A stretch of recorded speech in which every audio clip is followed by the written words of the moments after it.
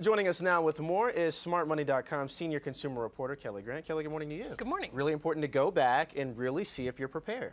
It is very important. We have been seeing that the number of catastrophic disasters, that is with damages of 25 million or more, has been really rising over the past couple of years, and that's largely due to an increase in rebuilding costs and basically more buildings closer together. So for a consumer, you want to be ready for one of these disasters should it strike your area. And the next thing here, look over your homeowner's policy. Why? Obviously very important. We had East Coast earthquake this past week, then followed by a hurricane, and both of those disasters are not actually covered by most of the policies. So as a consumer, the first thing you want to look at is, do I have enough coverage to replace my home and all my belongings? But then you also want to be looking at, do you need riders or extra coverage for something like an earthquake, wind damage, flooding, because all of those are generally not covered by your standard policy. This can be a little pricey, but consider making some improvements to the house.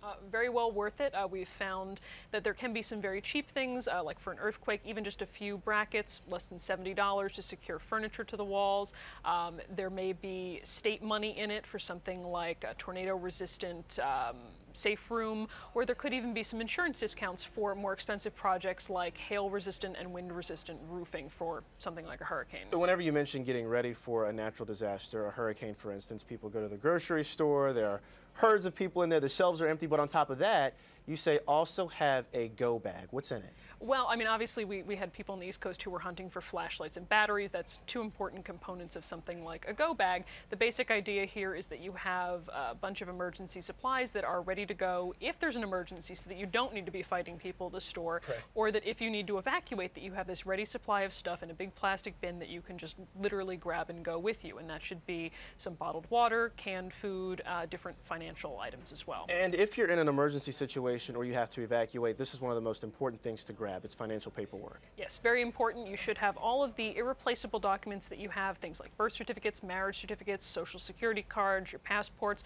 There's a whole list of things.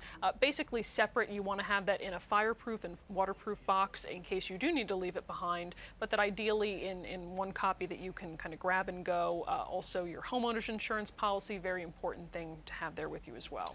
A hurricane and an earthquake all in the same week. We'll see what's next. Kelli Grant from SmartMoney.com. Appreciate you joining us this morning. Thank you.